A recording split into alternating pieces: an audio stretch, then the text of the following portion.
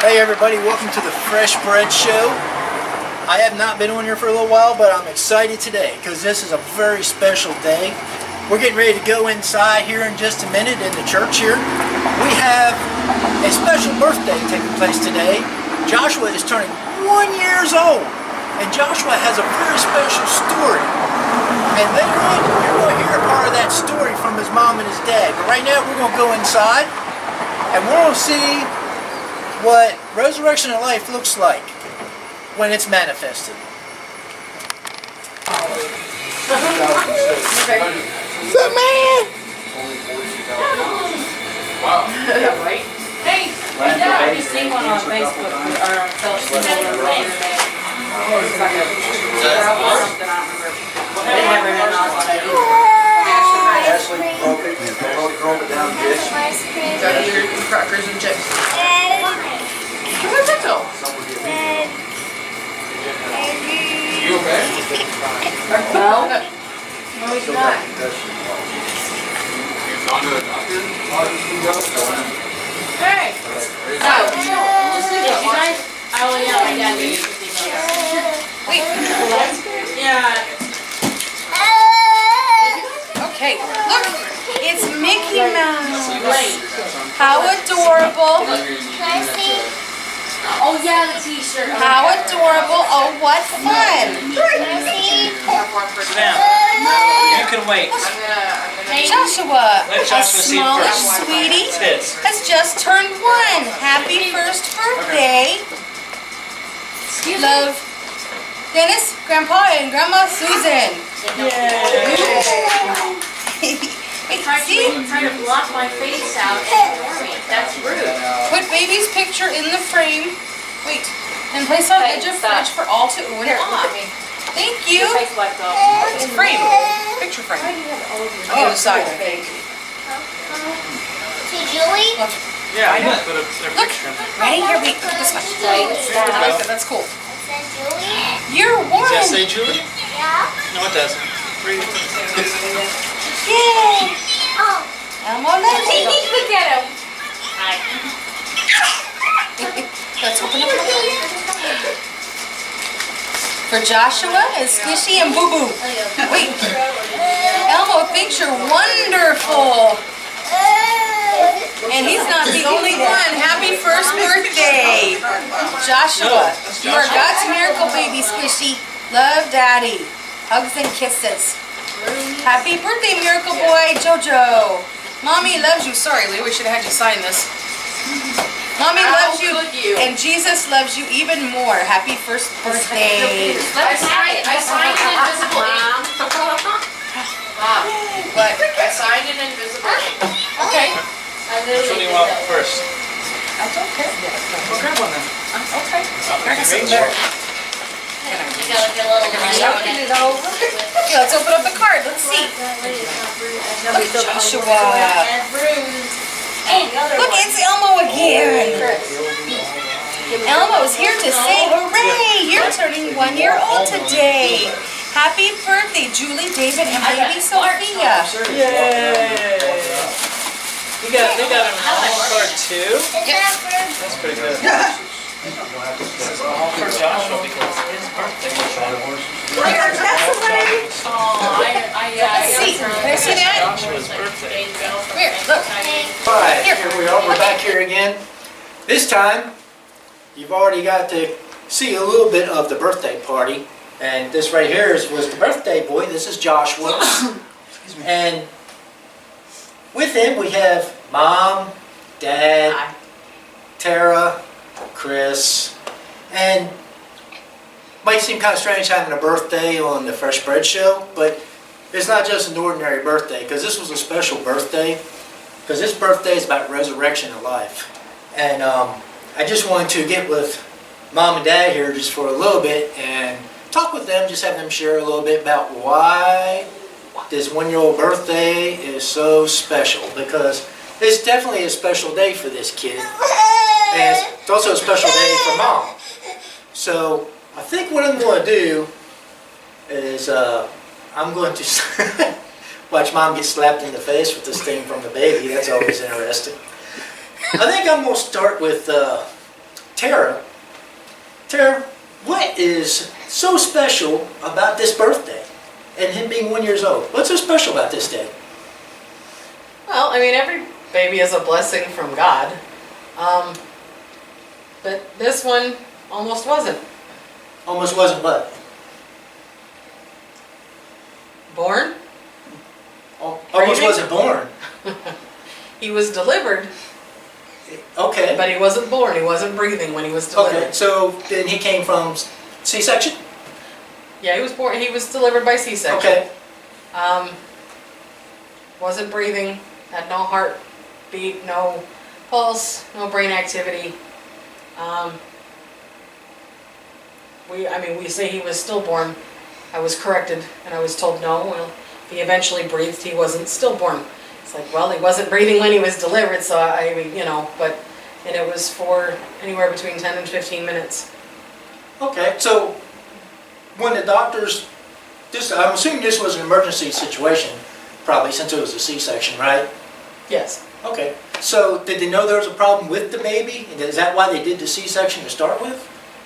Yes, with each contraction, his heart rate would drop drastically, and it got to a point where his heart rate wasn't coming back up. Oh, okay. It wasn't rebounding after Right. each contraction. So they did the procedure and there was absolutely no life there. Yes, when he was born, to be honest with you, he'd probably be more the one to talk to, just because So- I was behind a drape and didn't really see a whole lot, didn't know a whole lot until. Oh, so he yeah, was in the much room with later. you when the C-section was Yeah, done? he was. Oh, that must have been interesting. Yeah, it was. Tell us a little bit. Well, I couldn't look over the wall because it made me sick. I tried it for 2 seconds, but it made me sick, so I went Yeah. back behind the curtain, just stuck with her and talked with her. I noticed that he was not crying, and they rushed him into the other room. I would comfort her, make sure she was all right. I'd turn around and look out the door, the window where I could see where they're keeping Joshua. When he was not moving or breathing, he was white. He was not blue yet, but he did not have any color. He was white. Right. Shortly after that,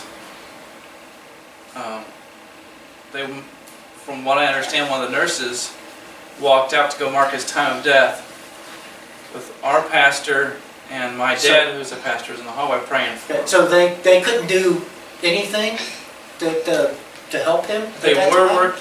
I saw them working on him. They were not getting anything out of him. There was no response from Joshua at all? No, not from the nurses. Okay. My pastor and my dad, who is a pastor, were in the hallway praying for him. And my pastor spoke life. I was led by God to speak life. And by the time the lady got up to the desk to mark the time of death, they were paging her over her phone saying, "Don't mark the time of death." He started breathing on his own. Okay, so And then this is really interesting because it just goes to show that no matter what's going on, what you see in the situation isn't necessarily what's going on in the spirit realm. Because what you saw in the natural isn't what was happening in the spirit realm. Because in the spirit realm, there was life happening. yes, And in the natural, there wasn't. So until that prayer brought what was in the spirit realm into the natural, there was no life. But that prayer brought life. yes. So what else can you tell me about the little guy who's crawling around all over the floor? Well, he started breathing, and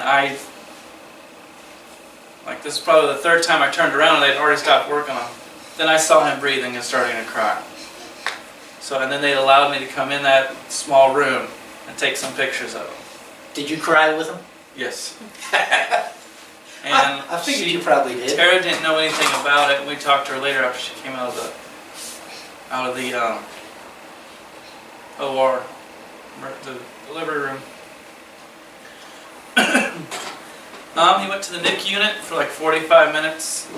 His last APGAR was like 7 or 9. Oh, what's a NIC unit? Neonatal intensive care. Okay, so it's an intensive care for babies Yes. and children. they checked him all out from top to bottom. Checked him out from top to bottom. There was nothing wrong with him. So within 45 minutes, they released him back to nursery and to be with his mom and I. So not only did God give him life, but there was a thing wrong with him. Correct. Ain't that amazing? Yes. That's amazing what God does. There's no wonder this is a special birthday for him. Yeah. Because he might not have been here at all. Yes. It was that possibility. He could have already been in heaven. Right? Waiting on you guys. But that's not what happened. That's not what God wanted. God wanted him to be here.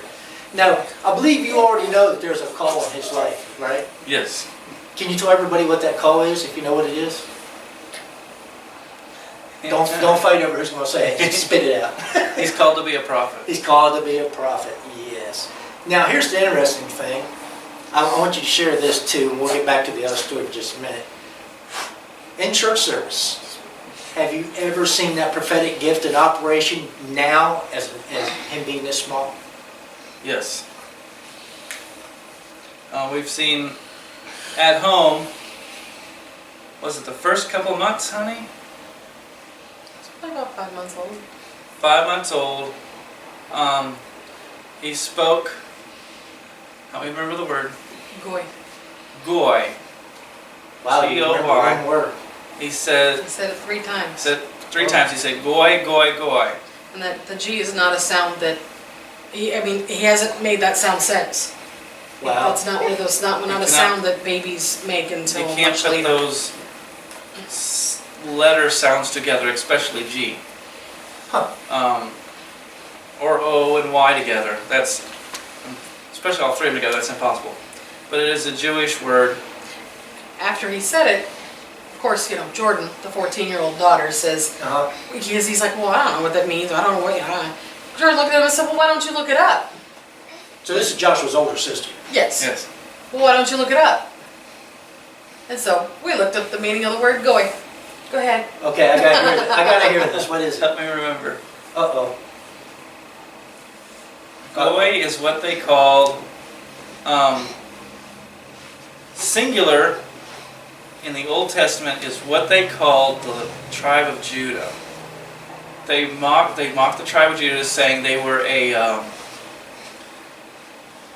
Gentile nation because they weren't a part of Israel when Israel and Judah were two separate nations when they were separated.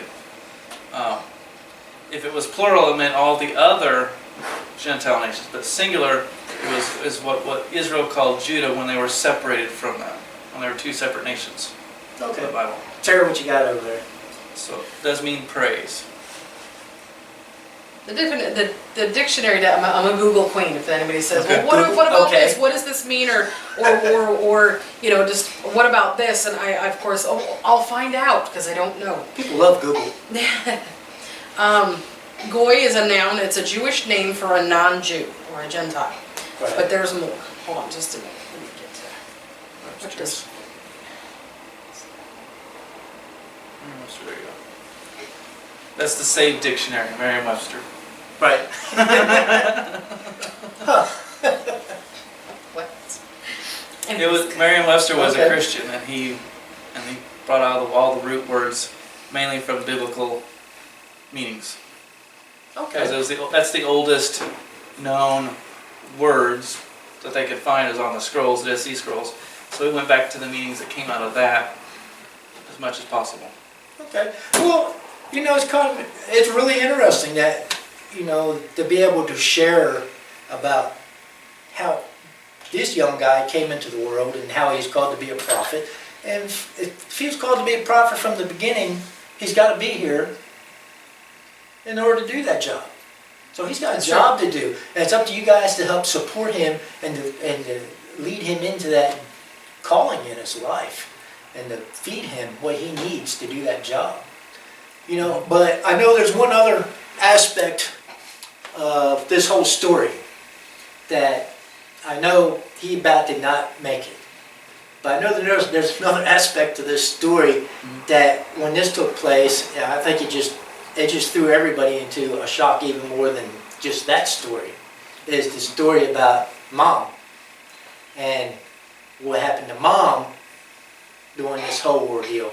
Because Mom went through this pretty nice, you know. She went through the normal labor pains and stuff like that there, because I was there doing part of it, visiting. It was quite interesting. But, you know, I wasn't there doing another part of it, so she needs to share a little bit about what happened to her during this ordeal of having Joshua. Well,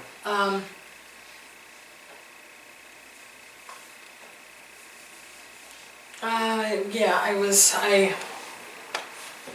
was in labor, obviously. Apparently. I'm gonna backtrack quite a bit. When I first found out that I was pregnant, because of issues that I had had with Jordan, our 14-year-old daughter, and then Ben, my 4-year-old son, in labor and delivery, just various different things that had happened. I had a few requests of God. That's always good. Well, I said, above all else, God, I would like, please, may we have, a healthy child. And a healthy, when we found out it was a boy, a healthy little boy. One request was, I would like to not have to be induced, just because I know the complications that can come from that. I would like to not have to, I would like to not have to have any pain intervention. I didn't want to have to have an epidural, because I know, again, there's complications with that.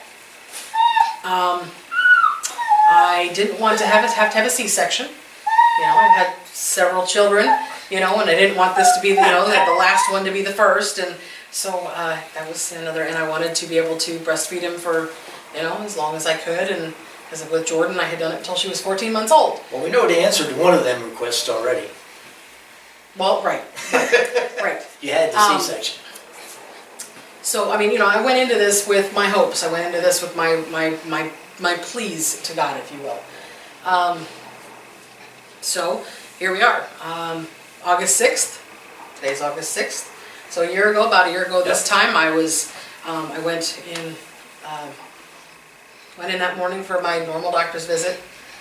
They did a couple of non-stress tests just to see how he was doing, and she basically said, okay, well, the amount of fluid around him, not so good. It's dropped since last week.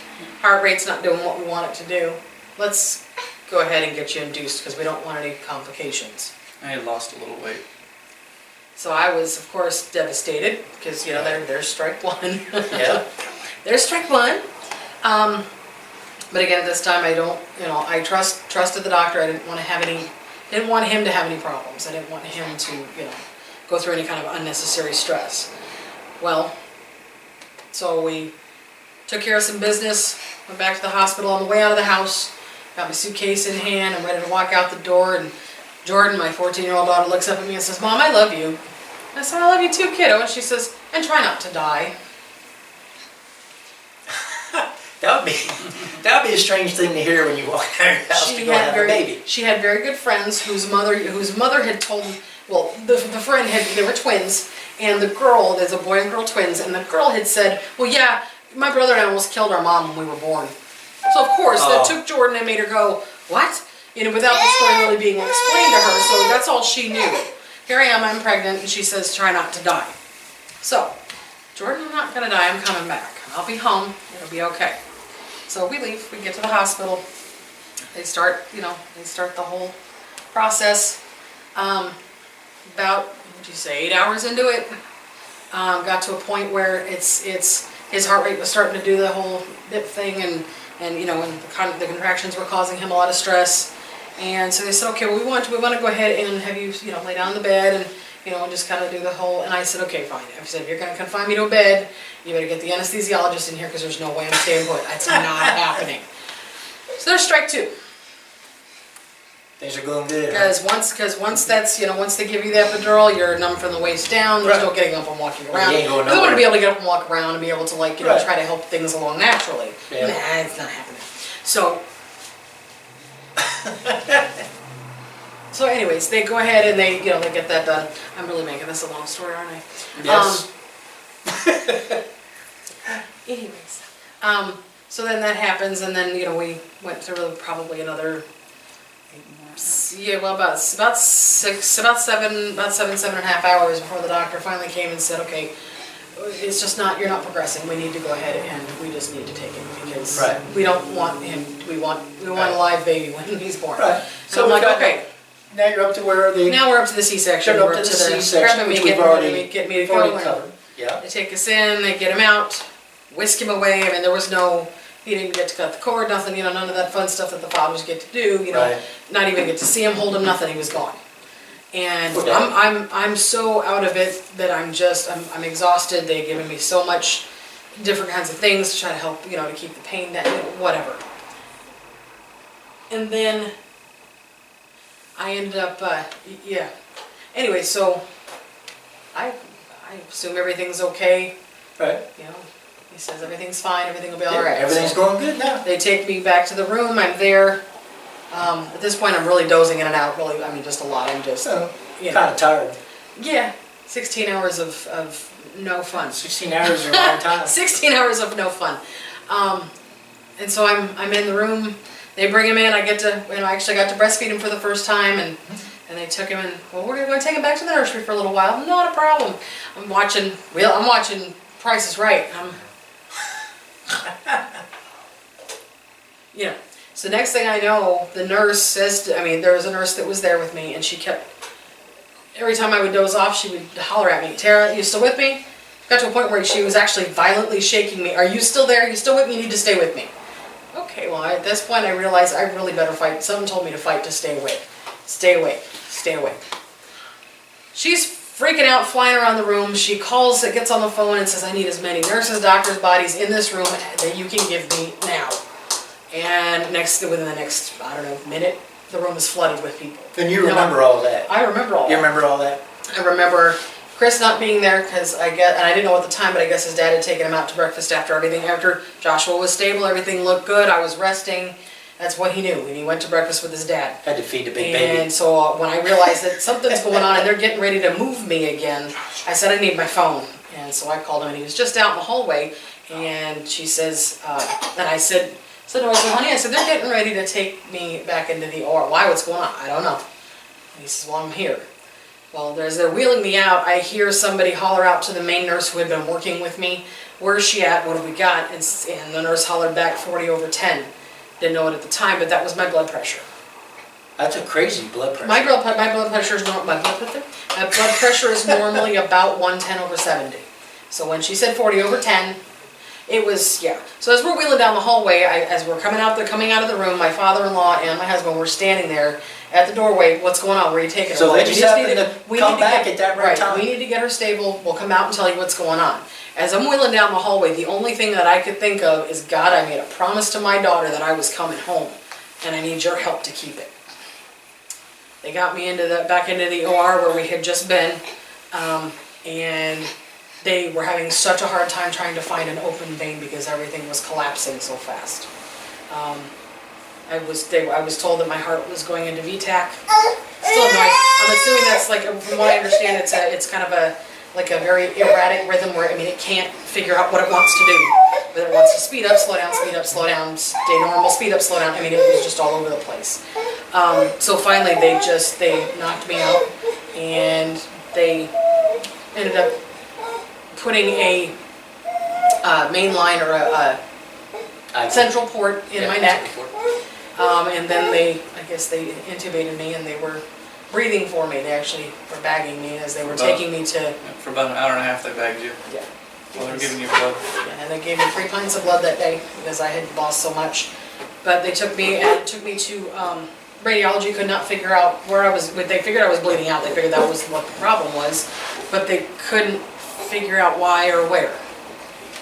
Couldn't figure it out. And they looked everywhere, literally, from what I understand. But I was out. Next thing I know, I wake up and I'm in the ICU, and here I am. So you remember a certain portion of this, and then there's a whole portion that you don't really remember, It's except just for what I what was you told. except for what you've been told. Right. Well, when you woke up and you had the ventilator in you and all that kind of stuff, what? I I can't even imagine what it'd be like to wake up and all of a sudden just realize you're in there with a ventilator in you, something's breathing for you. I actually did briefly wake up when they still had the tube down my throat, and I was like, because I couldn't breathe with it, and so I reached up to try to grab it. They said, "Oh no, you don't want to do that," and they actually put my arms back down, so I couldn't reach up for it. And then I fortunately passed back out again, and then the next time I woke up, it was gone, and I was very grateful for that. Because yeah, not fun. No, not fun at all. So you're going from a baby that God put life into. Everything's going fine, and then all of a sudden, out of the blue, you crashed. From out of nowhere. Hard and fast. Right, not expecting it at all when you thought you were doing so great. You must have been doing good because he left to go get breakfast. And then when he came back, it was a disaster again. Yeah. But you're sitting here. So that tells me that God was not done Not with that life. God was not done with life that day. Because he had another life to take care of that day, which was yours. Now, it's really strange sometimes when you go to do something and someone just makes a comment to you. Don't die on me, Mom. Yeah. Or, you know, and you think about, you don't really think nothing of that. You know, you just don't really think much about it. But that was my one prayer, being wheeled Well, back into the OR. yeah. And I made a promise. Right. And I can't do it So- without you.